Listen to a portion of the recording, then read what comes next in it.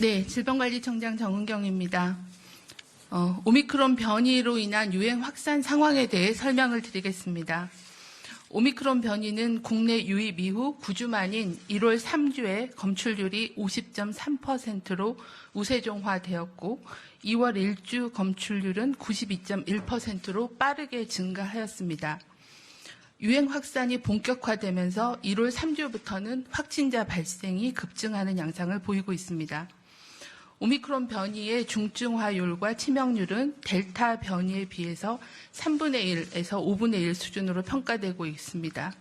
다만 오미크론의 경우에도 60세 이상에서의 발생이 위중증 사망에 영향을 주는 것으로 판단하고 있습니다. 그러나 전파력은 델타 변이에 비해 2배 이상 높고 가족 중에 2차 발병률도 델타 변이와 비교해서 매우 높은 것으로 나타나고 있습니다. 질병관리청과 국내외 여러 전문가들의 코로나19 발생 예측 결과에 따르면 높은 전파력을 보이는 오미크론 변이의 영향으로 2월 말경에는 국내 확진자가 13만 명에서 17만 명 수준까지도 발생할 수 있을 것으로 전망하고 있습니다. 위중증 사망은 감소 추세를 보이고 있으나 확진자 규모가 단기간 내에 급증할 경우에는 위중증 환자가 증가하고 의료 대응에도 부담이 될 가능성이 존재하고 있다고 판단하고 있습니다. 이제는 오미크론 변이의 특성에 부합하는 방역 의료 관리 체계를 도입할 시점입니다. 기존의 선제적이고 촘촘한 3T 전략에서 대규모 확진자 격리자 발생에 대응하면서 사회 필수 기능 유지에 집중하는 방향으로 방역 대응 전략을 전환할 계획입니다. 오미크론 대응 방역 체계 전환의 핵심은 한정된 자원을 효과적으로 활용하여 고위험군의 신속한 진단과 치료에 집중하고 방역 의료 체계가 지속 가능하도록 진단검사, 역학조사, 관리 체계를 효율화하는 것이 기본 방향입니다. 오미크론 변이 우세화에 따라 변경할 계획인 확진자 또 접촉자 관리 내용에 대해서 설명을 드리겠습니다.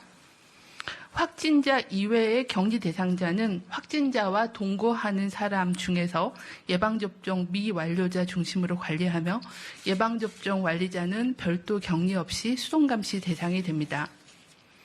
또한 밀접 접촉자의 격리 기간은 확진자의 격리 해제 기준에 맞추어 7일로 일괄 조정하여 시행하도록 하겠습니다. 고위험군에 대한 보호가 중요한 시점이므로 핵심 항목 중심으로 기초조사 문항을 간소화하고 자기기입식 역학조사서를 적극 활용하여 보건소의 대응 속도를 높이도록 하겠습니다. 오미크론 변이는 델타보다 전파력이 높아 확진자 급증에 따른 어려움이 예상이 됩니다. 다만 중증도가 델타 변이에 비해서 낮아 그동안 정부가 확충해온 의료 대응 역량과 먹는 치료제 등의 대응 역량을 기반으로 위중증과 사망의 피해를 최소화하도록 하겠습니다. 오랜 시간의 노력으로 많이 힘드시겠지만 국민 여러분들께서도 정부의 방역 대응에 동참해 주실 것을 당부드리고 특히 3차 접종, 보건용 마스크, 대면 접촉의 최소화 등 오미크론 대응 행동 수칙을 지켜주실 것을 거듭 당부드립니다. 방역당국은 오미크론 대응 전략을 안정적으로 전환시키는 데 최선을 다하겠습니다. 예, 다음으로 권덕철 중앙재난안전대책본부 1차장이 오미크론 대응 방역 의료체계 개편 방안에 대해 설명드리겠습니다.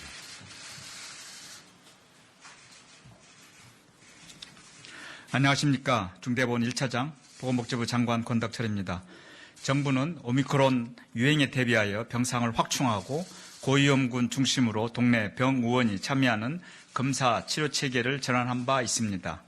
작년 12월 병상 확보 대책 발표 이후에 6,600여 병상을 확충하여 현재 2,472개의 병상을 운영하고 있습니다.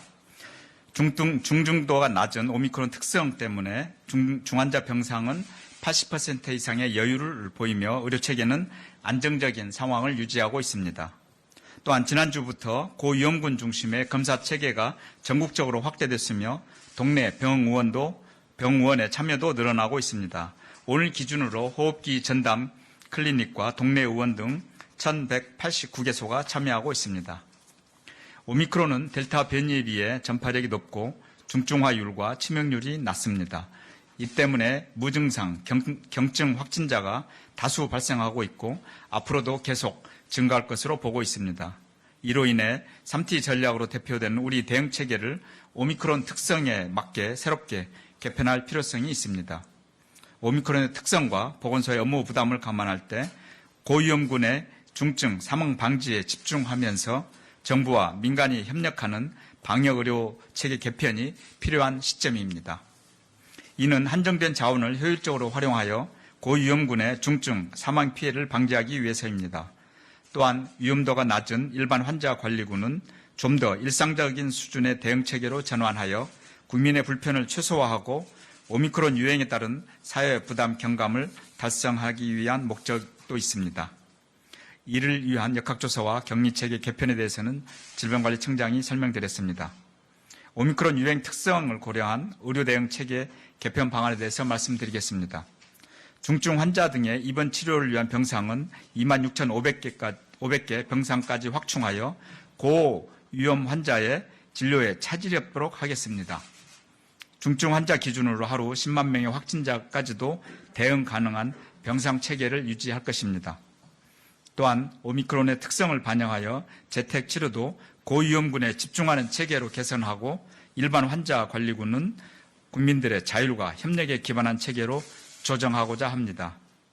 첫째, 재택치료 키트 배송을 효율화하고 생필품 지급을 개선합니다. 재택치료 키트는 60세 이상, 먹는 치료제 처방자 등 집중관리군에만 지급합니다. 소화용 키트는 많은 경우 가정에 상비되어 있어 부모님들께서 별도로 지자체에 요청하는 경우 받으실 수 있습니다. 또한 격리자 가정에 지원되던 생필품도 각 지자체에서 판단하여 지원을 중단하게 됩니다. 동거 가족의 생필품 구매 등 필수 외출을 허용하여 직접 구매할 수 있게 되었기 때문입니다.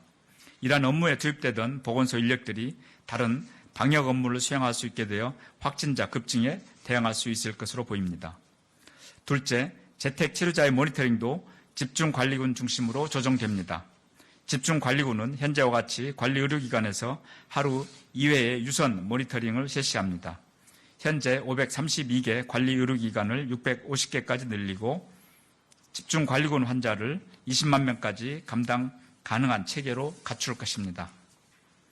무증상 경증 환자인 일반 환자 관리군은 별도의 유선 모니터링을 하지 않고 필요한 경우 동네 병원의 비대면 진료나 재택관리지원 상담센터에서 상담을 받도록 개편할 예정입니다. 대부분이 무증상이거나 의료적 관리가 필요가 없고 다수의 선행국가에서도 이러한 체계를 운영하는 점을 고려한 조정입니다. 비대면 진료를 통한 처방받는 의약품은 동거 가족을 통해 수령받거나 가족이 없으신 경우 보건소를 통해 받으실 수 있게 됩니다. 셋째, 외래진료센터와 응급인프라를 확충합니다. 이를 통해 재택치료 확진자나 가족들이 코로나19나 비코로나나 진료가 필요한 경우 신속하게 대면 진료가 가능하게 할 것입니다. 외래진료센터는 현재 55개소에서 112개까지 2배 이상 확대하겠습니다. 이외에도 응급의료기관과 분만, 투석 등 특수질환을 진료할 수 있는 외래진료센터도 확충할 것입니다. 또한 재택치료자의 응급 상황에 대비해 코로나 전담 전용 병상을 지정하고 응급실 내에 격리된 별도의 진료구역을 만들겠습니다. 일반 환자 진료구역과 분리된 곳에서 진단검사와 응급처치 등 진료를 제공하게 됩니다. 지금까지 설명드린 개편 방안은 지자체와 의료 현장의 협조를 받아 신속하게 추진하겠습니다. 자세한 사항은 보도자료를 참고해 주시기 바랍니다. 이번 방역과 의료체계 개편은 한정된 자원의 선택과 집중을 통하여 고위험군의 중증과 사망을 방지하고 경증 환자의 급증에 대응하기 위해 꼭 필요한 조치임을 다시 한번 말씀드립니다. 국민 여러분의 이해와 협조를 부탁드립니다. 국민과 정부와 국민, 의료계 모두가 협력하여 한마음으로 대응한다면 이번 위기도 안전하게 극복할 수 있을 것이라 굳게 믿습니다. 정부는 모든 총력을 다해 방역과 의료체계의 전환을 차질 없이 진행하여 이번 위기를 극복하고 일상 회복을 다시 시작할 수 있도록 최선을 다하겠습니다. 국민 여러분들께서도 3차 접종에 참여해 주시고 마스크 착용 등 개인 방역 수칙을 잘 지켜주시기를 부탁드립니다. 감사합니다.